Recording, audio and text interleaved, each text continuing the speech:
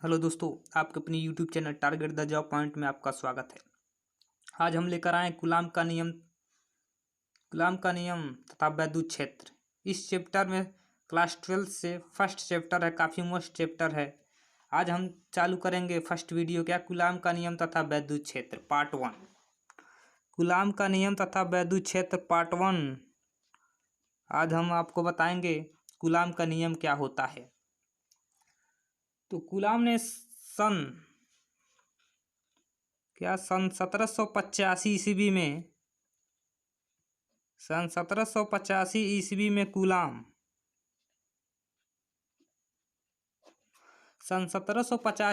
ईस्वी में गुलाम ने प्रयोगों के आधार पर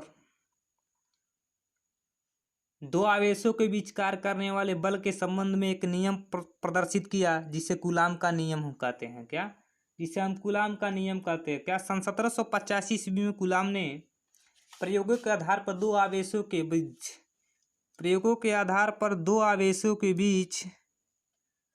कार्य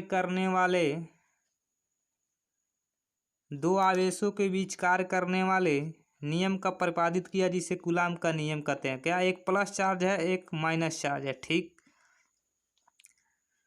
एक पर आवेश है Q1 और एक पे आवेश है Q2। दो आवेशों के बीच कार्य करने वाले बल के संबंध में एक नियम प्रतिपादित किया, जिसे हम गुलाम का नियम कहते हैं। तो दो आवेश, एक है आवेश Q1, एक पर Q1 चार्ज है और एक पर Q2 चार्ज है। ठीक, आवेश। अब कह रहा है दो स्थिर बिंदु आवेशों के बीच लगने वाला आकर्षण अथवा प्रतिकर्षण बल दोनों आवेशों की मात्राओं के गुणनफल के अनुक्रमानुपाती तथा उनके बीच की दूरी के वर्ग के व्युत्क्रमानुपाती है। अर्थात इसके जो बीच की दूरी है वह r है। दो आवेश Q1 Q2 जिनके बीच की दूरी r और उस पर एक फोर्स क्रिएट करता है। क्या एक फोर्स क्रिएट करता है F, अर्थात उस पर एक बल लगता है F। ठीक, दो आवेश Q1 Q2 जिनके बीच की दूरी r है और उस पर एक फोर्स क्रिएट कर रहा था, उस पर एक बल लग रहा है F को मिलान कर रहा। दोनों आवेशों की मात्राओं के गुणनफल के अनुक्रमानुपाती होता है तथा उनके बीच की दूरी के वर्ग के व्युत्क्रमानुपाती होता है। अर्थात इस प्रकार यदि दो बिंदु आवेश हैं, क्या यदि दो बिंदु आवेश हैं, क्या यदि दो बिंदु आवेश हैं, एक आवेश है Q1 और एक आवेश है Q2, एक दूसरे से क्या यदि दो बिंदु आवेश हैं एक दूसरे से कितने दूरी पर वह स्थित हैं, r दूरी पर स्थित हैं। r दूरी पर स्थित हैं, r दूरी पर स्थित हैं। क्या आप परिभाषा हमने क्या है बोल दिया, आप क्या है नोट्स बना लेंगे, लिख लेंगे पूरी बेहतरीन ट्रिक के साथ। और इस लॉकडाउन में ध्यान से आराम से घर पर बैठिए और यूट्यूब चैनल पे हमारे जुड़िए टारगेट द जॉब पॉइंट। क्या हमारे चैनल पे यूट्यूब पे जुड़िए टारगेट द जॉब पॉइंट। क्या हमारे चैनल का नाम है टारगेट द जॉब पॉइंट। इस पे जुड़िए और चैनल को सब्सक्राइब कीजिए, नोटिफिकेशन पाइए सबसे पहले। और क्लास 12, 9th, 11th, 12th सभी वीडियो आपको मिलेंगे। रीजनिंग, मैथ, सारा वीडियो आपको देखने को मिलेगा। Physics, chemistry. तो यदि दो बिंदु आवेश हैं, क्या एक है Q1 एक है Q2, जिनके बीच की दूरी एक है प्लस चार्ज एक है माइनस चार्ज, इसके बीच की दूरी क्या है, r है। एक फोर्स क्रिएट कर रहा है, F लग रहा है। तो यदि दो बिंदु आवेश हैं एक दूसरे से r दूरी पर स्थित हैं, तो इनके बीच लगने वाला बल क्या होगा। क्या इनके बीच लगने वाला बल क्या होगा, तो इनके बीच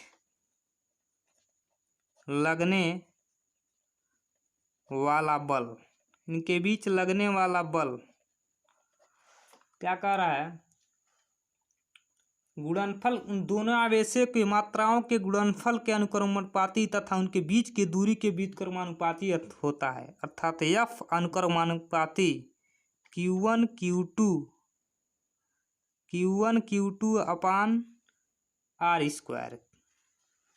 अब हम जानते हैं कि एफ अनुक्रमानुपाती Q1 Q2 upon R square, जहाँ अनुक्रमानुपाती का है एक नियतांक है, इस नियतांक को हटाने के लिए हम एफ बराबर क्या लिख देते हैं, के मान लेते हैं। ठीक, के हो गया Q1 Q2 upon R square. ठीक, जहाँ वेयर, जहाँ क्या है, के एक कांस्टेंट है, क्या बाबू, जहाँ के एक कांस्टेंट है, नियतांक, जहाँ के एक नियतांक है, ठीक, जिसका मान आवेशों के माध्यम पर तथा आवेश दूरी बल के मात्रक पर निर्भर करता है। क्या आवेशों के बीच माध्यम तथा आवेशों की दूरी बल के मात्रकों पर निर्भर करता है। यह कांस्टेंट नियतांक, यदि बल का मात्रक क्या हो, न्यूटन हो, यदि बल एफ का मात्रक क्या हो, न्यूटन हो, बल का मात्रक क्या हो, न्यूटन हो, तो दूरी का मात्रक यदि मीटर हो, आर का मात्रक, आर क्या है, दूरी है, आवेश क्या है, कूलाम। ठीक, आवेश का मात्रक कूलाम होता है और बल का मात्रक न्यूटन होता है। ठीक, और उसके जो बीच है निर्वात अथवा वाई में स्थिर हो, तब वाई के का मान क्या होता है, जहाँ कांस्टेंट है क्या है, के है, इसका मान होता है, के का मान क्या होता है बाबू, तो के का मान होता है 9.0 इंटू 10⁹। आवेश क्या है, Q1 Q2, क्या हो जाएगा बाबू, बल का मात्रक क्या है, न्यूटन। ठीक, तो इसका जो मात्रक होगा यूनिट्स, वह हो जाएगा न्यूटन मीटर, क्या है बाबू, न्यूटन मीटर स्क्वायर प्रति कूलाम स्क्वायर। ठीक, अतः निर्वात अथवा वाई में रखे बिंदु आवेश के बीच लगने वाला बल एफ बराबर क्या होगा, के का मान जो होगा क्या, 9 इंटू 10⁹। इस समीकरण को क्या है, इस समीकरण में यदि Q1 बराबर Q2 क्या हो, Q1 बराबर Q2 की यदि क्या हो, Q1 इफ Q1 बराबर Q2 हो, तो हम क्या कर रहे हैं, Q1 बराबर Q2 बराबर 1 कूलाम, क्या है, 1 कूलाम,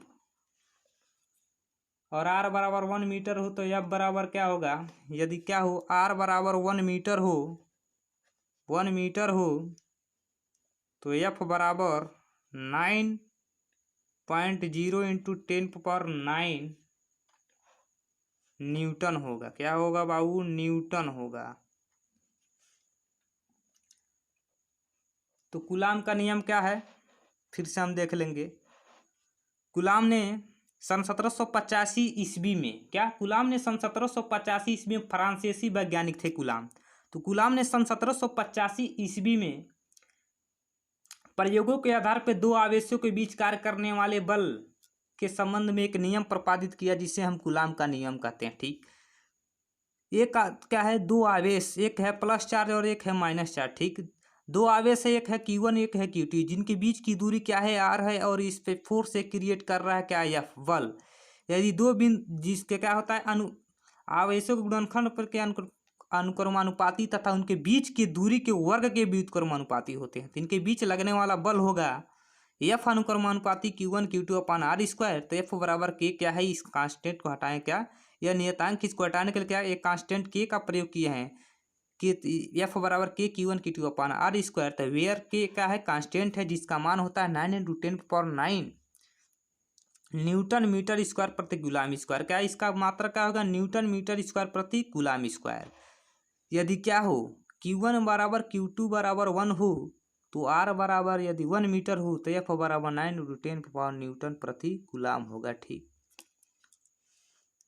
तो यदि हमारा वीडियो आपको अच्छा लगा हो, तो हमारे चैनल को सब्सक्राइब, शेयर, लाइक, कमेंट करना मत भूलिए, और सारे boy ends girl all friends के पास इस वीडियो को शेयर कर दीजिए, ताकि बच्चे आएँ और इस लॉकडाउन में फुल फ़ायदा उठाएं, घर पे बैठे तैयारी कीजिए, और ज़्यादा से ज़्यादा अपने आप को, शरीर को क्या सी सेफ्टी से ध्यान दीजिए। तो thanks watching for my video. फिर मिलेंगे तो अगले नेक्स्ट वीडियो के साथ, काफ़ी ठासू एंट्री के साथ, बेहतरीन कंसेप्ट के साथ। तो thanks watching for my video. फिर मिलते हैं अगले नेक्स्ट वीडियो के साथ। धन्यवाद।